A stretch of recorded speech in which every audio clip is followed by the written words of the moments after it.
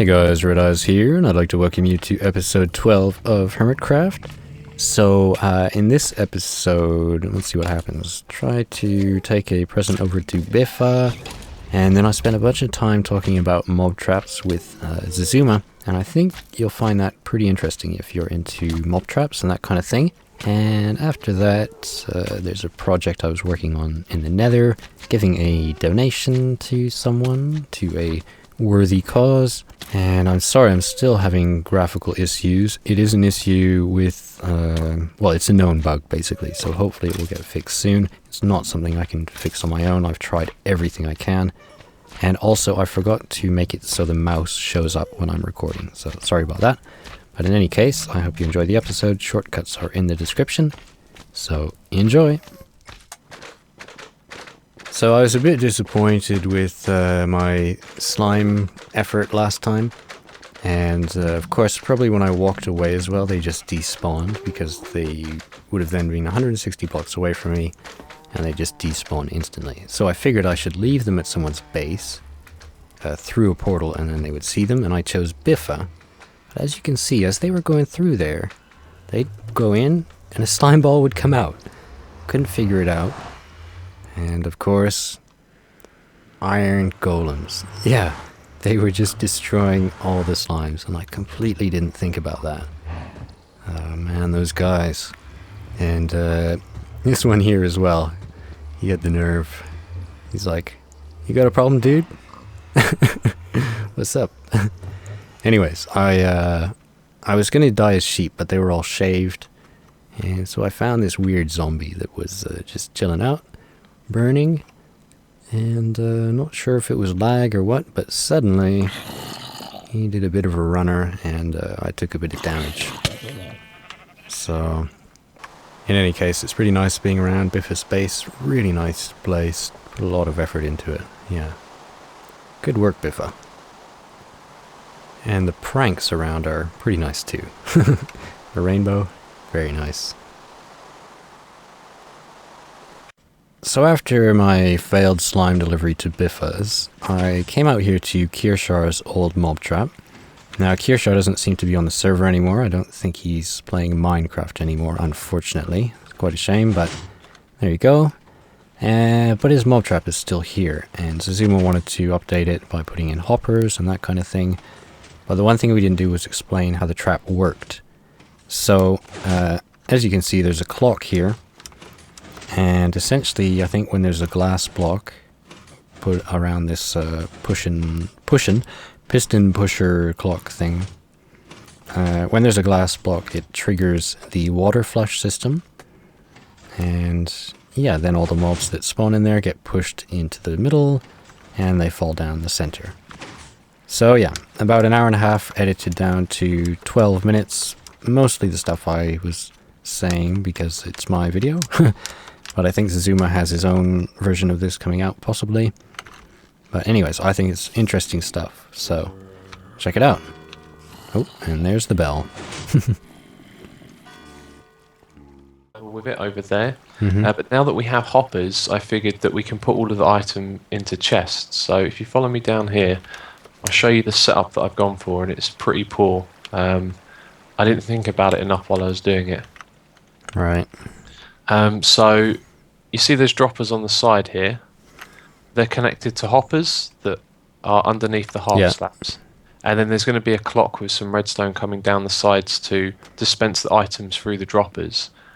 And so the problem is that when the mobs land on here, you need some redstone on top of the droppers, so there's a gap on either side. And why? then I don't understand why you have the droppers here at all, to be honest.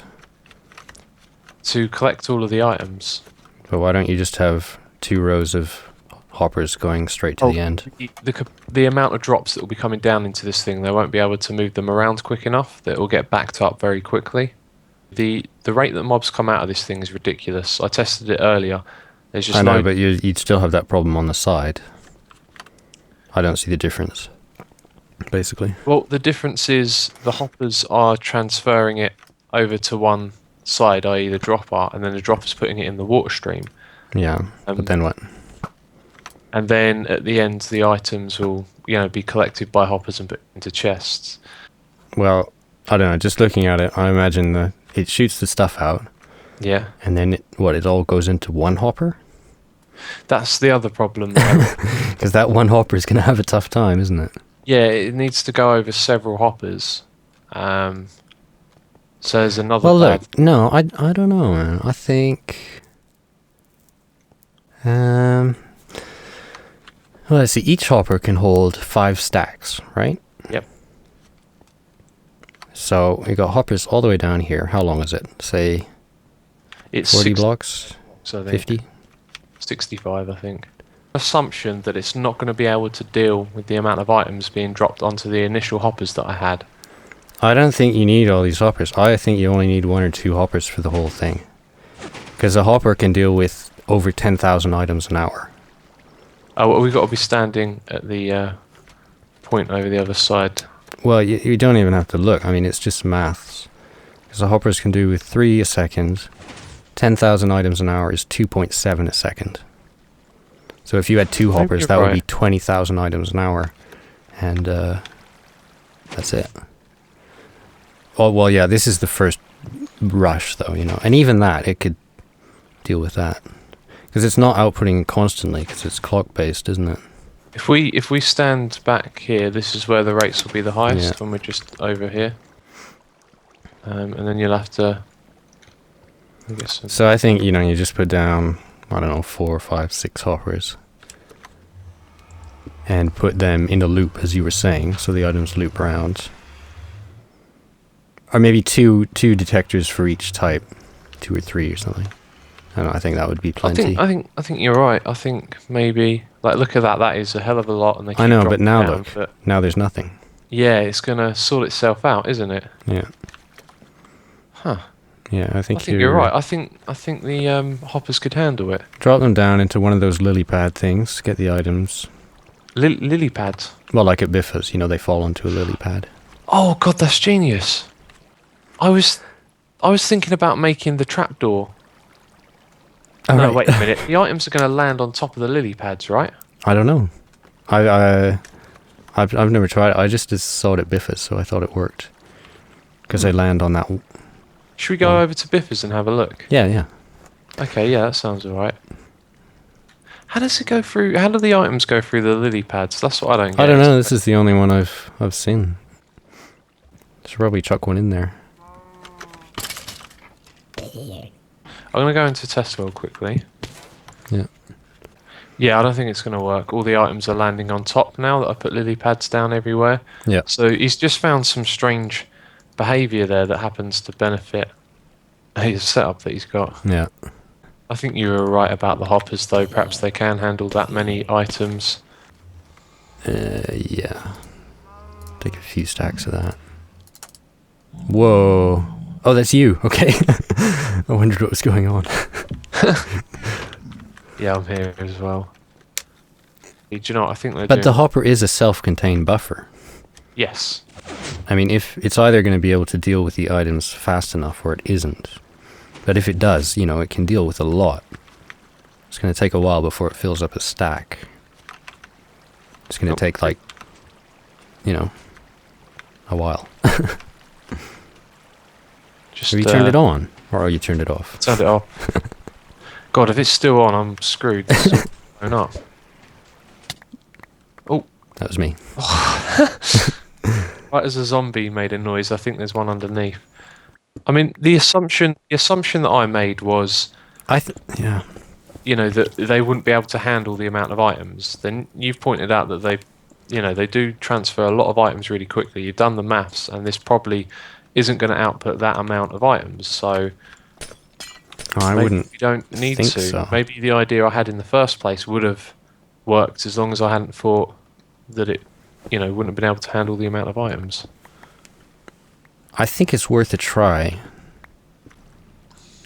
I would imagine that you'd actually, because everything's going to be coming down here, you're going to be standing down here anyways. Oh no, you'll stand up there. That's the way you get the optimal rates. That's what will make this very, very fast. It's the same as standing down here, isn't it? No, because the mob spawner is in a different position to the player, because mob spawning is based around the player. So if you stand... Yeah, it's in a circle though. 3D sphere, isn't it? Yes. It's the best place to get rates. I discussed this with Kiershar having it full damage before. He didn't want to do that because from down below you won't get the best rates in the mob spawner as you will when you stand level to it. I don't believe that, to be honest, but I don't know. You'd have to look at the code to see. I thought it was just in a... Well, we've got an option now. You can AFK up the top or down here, really. Yeah, it's just all the items are coming down here. Well, what I figured was the further down you build it, the more chance they have of despawning, right? So I gave it a bit of leeway, but... But while they're falling? Yeah, that can happen, can't it?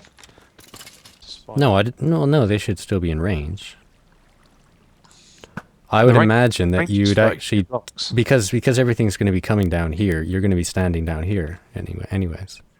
And even what you could do, because this mob trap is quite long.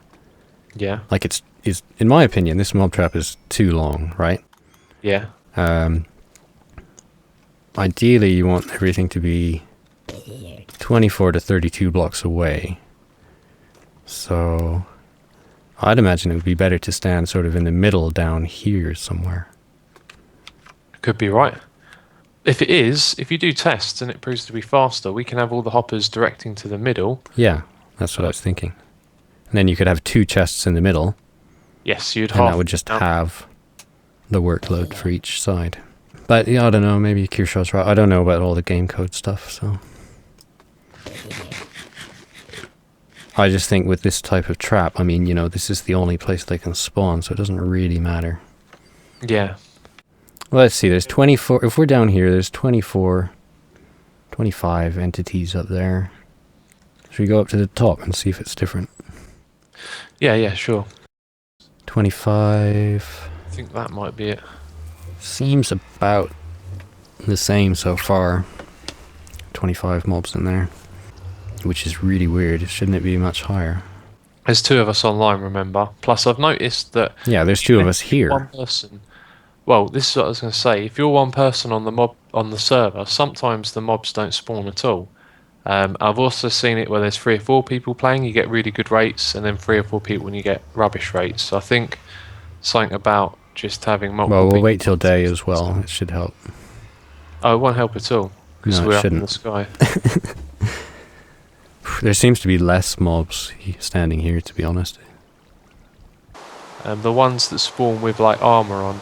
I mean, here's another thing. If you're standing down there and what I said was true, that they can despawn, they're more likely to despawn when you're up here, because the mobs that have landed are further away from you than if you were down the bottom there. So after a while of using it, you might get a group of mobs that have armor that have survived building up. Yeah, what I would do probably, or I would lower the whole thing down a bit, just so you're guaranteed to kill. Well, that's the thing, you're not, because they spawn with random enchantments, and the reason that they now survive these traps is because Dinnerbone made it so they calculate the enchantments that they have. So if any spawn with feather falling, if feather falling fall, you're going to have to go a real long distance before it kills them. Although lowering it means it does kill more of them.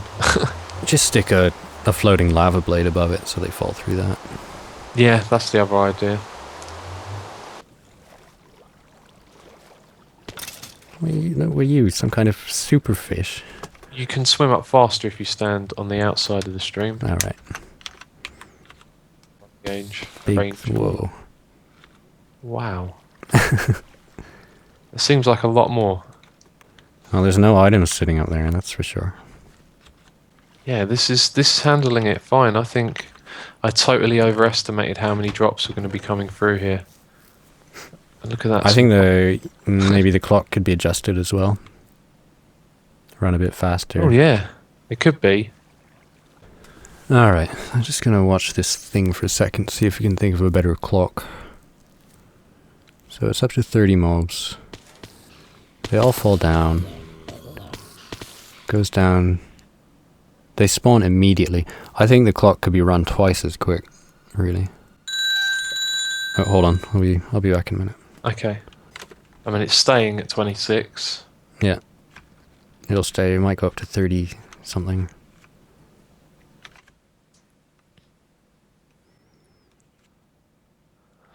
So all this time is being wasted right now. Yeah, it does seem like it, doesn't it? There they go. There we go. Gets down to 8, and then 14, 18, there, 26. Yep. So 26 seems to be the golden It seems number. about 5-6 seconds after a flush you could run it again. Yeah. Alright. Do you have any sand on you? Dude, I have nothing. I have a spider eye. Will that help? No. No. Oh no, don't fall. Alright guys, so I'm here at the Nether Hub, and I've just been over at Kiershar's old base, and me and Xisuma were working on the mob trap. Well, Xizuma's sort of started wanting to fix it up using hoppers and stuff, so just went over there to talk about things and think about the best design, and I'm sure you'll see that in his videos soon. But yeah, while I'm here, I'm just going to check out the shop area. Check out this. Can you chew your own food?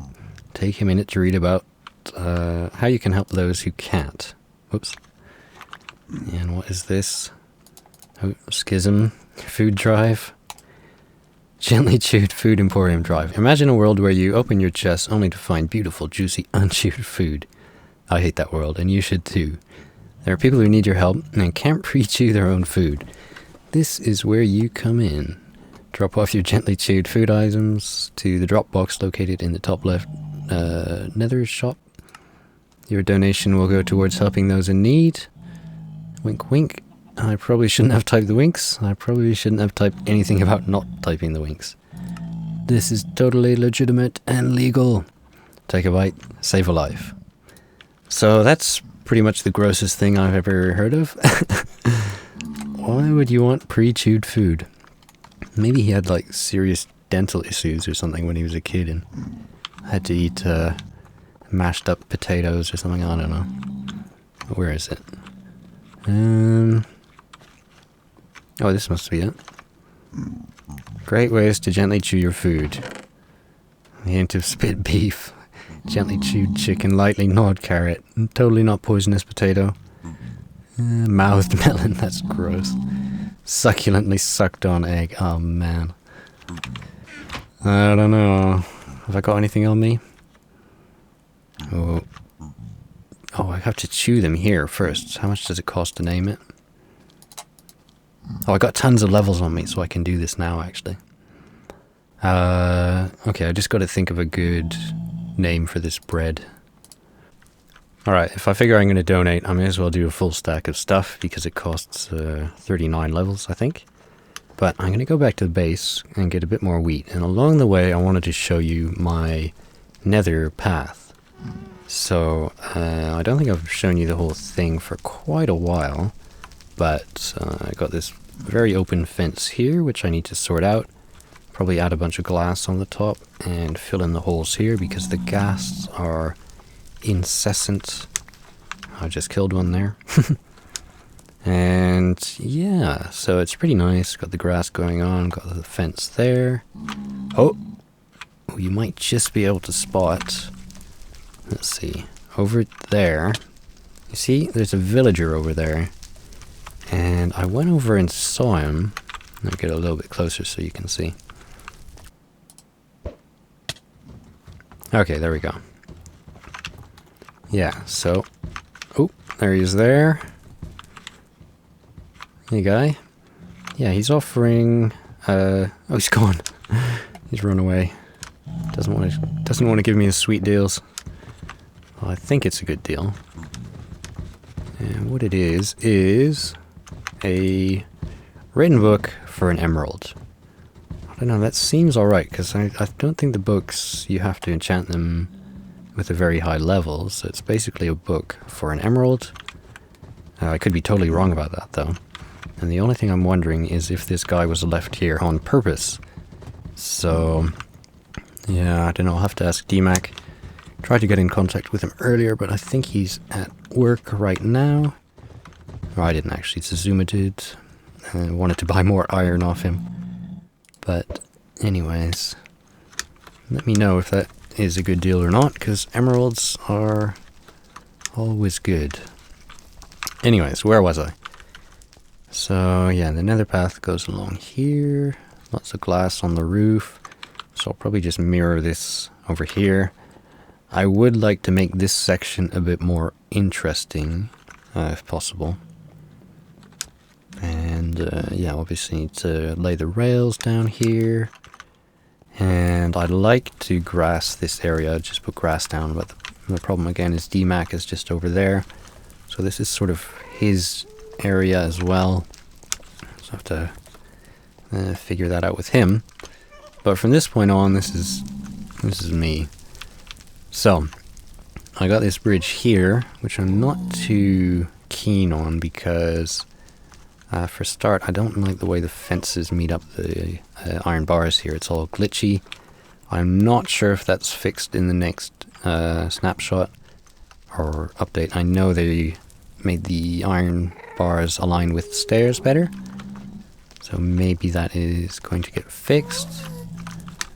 But the main thing that took me most of the time is the fence. Yeah, I don't know what came over me, but I just thought I have to build a giant fence. Keep out those ghasts. There you can see, perfect example. Got a ghast stuck back there behind the fence. Not giving me any trouble at all. And yeah, I've just been systematically dismantling a stronghold I found and converting it into fence. And the idea is I want to have the rail system quite open. So more open like this, I think it's kind of nice. Just do a quick F3 and A to reload around here.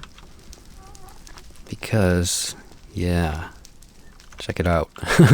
Sanctuary. Big area, all fenced off. Got some grass down. I'm going to put a lot more grass down, grow trees, that kind of thing. Got the fence all the way up there, just blocking everything off. I still need to put some fence there. You'll see that ghast is able to shoot me, like so. And maybe glass off this hole here. But yeah, I want to have sheep running around and all that. But I don't really want this. And I did have one sheep here. And here's a little clip.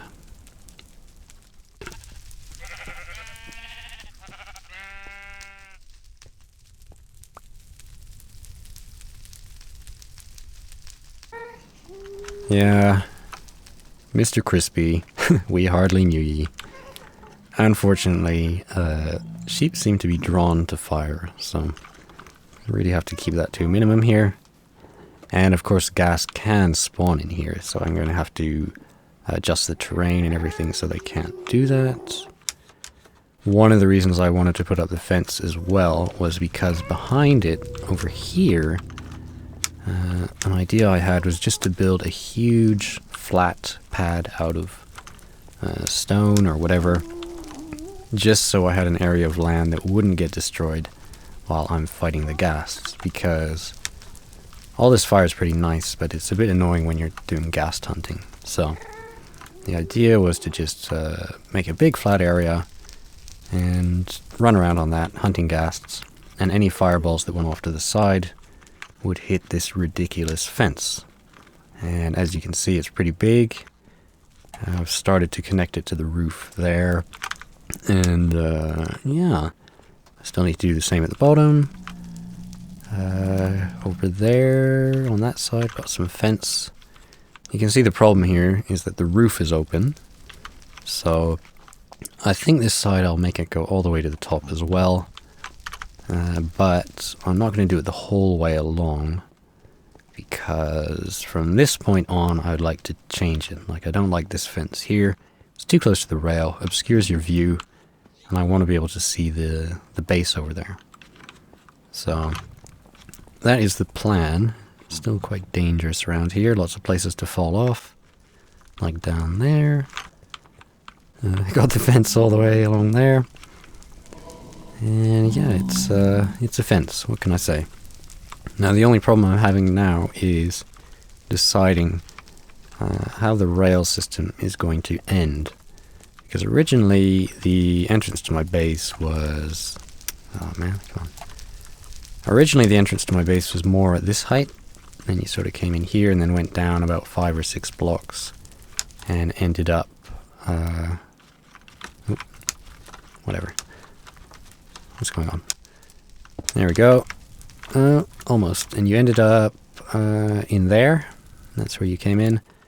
But now, since I've changed everything at the bottom there with the sort of covered area there, I'm thinking what I want to do is imitate GB's new spiral staircase in his base that was done up by the Pimp My Minecraft team. So I think what I'll do is have the rail stop around here, and then the spiral staircase will be coming down here. So you walk down here and you end up... Ta-da!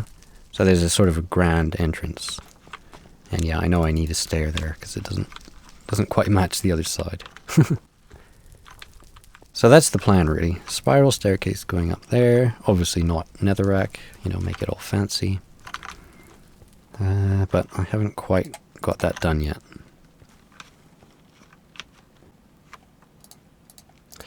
Alright, got a stack of bread. Time to head back. There we go, batch of barely bitten breads. Made. And here we go, dropping it off. And see you later. All gone. Alright, so... I'm not going to poke around in the back room. That's not my style. Well, it is, but whatever. Some hotshot ghast decided he would see through walls. So some of King Midas' digs got burned up. I fixed what I could. Oh, man. Yeah, Xisum was on here. And he was freaking out because some ghast was just blowing everything up, apparently. You know what happens? Sometimes they get stuck in blocks, and they can get X-rays. So they get X-ray vision. They can see through the walls, and they just try and blast as much as they can to get to you. And from what I understood, that happens when a ghast spawns, and then like a pigman or another mob sort of bumps into it and pushes him into the wall. But yeah, that's pretty terrifying. I know it happens at my base all the time, and basically when it happens, I just run into a portal because I don't want to deal with that. It's pretty dangerous. Do a lot of damage. Alright, I think that's about all I have time for. As usual, I had lots of other stuff I wanted to talk about, but I'll just leave that for next time. Last thing I want to show you is I did a whole bunch of enchanting the other day, and check it out. I was after looting swords, so I got all this junk here. I should have just bought one from DMAC for 2 diamonds. And I've mentioned DMAC about 12 times this episode. I hope he comes back. But anyways, I wanted to get my own because 2 diamonds was too much for an iron looting sword, mind you, not a diamond one. And the ones I got, I named. So I got Imperfection, Sharpness 3, Looting 2, Fire Aspect 2, Knockback 2. Looting 3 would have been amazing. The Skull Catcher. Hopefully that'll get some skulls with its Looting 3. It's for wither skeletons, of course. This next one was pretty similar. We got this Sculler. Yeah, it was really late when I was thinking of these names. And the diamond one was so close, but because it's got Looting 2, I thought I'd call it Double Trouble. I really wanted Looting 3. But the problem with enchanting, you get this junk sometimes. So, one thing at the end of the episode I want you to do is name this helmet. Iron Helmet with Protection 3, Respiration 3, and Aqua Affinity. So that's going to be my underwater helmet. I was thinking of calling it Seaman, but maybe that's not appropriate. I don't know. Anyways, name this helmet. Because I've got 31 levels. Let's see, how much is it going to cost me to name it? It's going to cost me 32 levels, so I just need one more level and then I can do it, or yeah, barely anything. So yeah, anyways, that's it. Oh, Xisuma is happy with the mob farm. It is officially awesome. The mob farm, I meant. Stacks of gunpowder in minutes. Oh man, it looks like we did good job doing that, although of course it was Xisuma who did all the work, as per usual. Anyways, the next episode should be pretty sweet. I've already put together a music montage, got a new song, and hopefully these swords are gonna do their business. Anyways, I'm going to say see you later, and bye bye.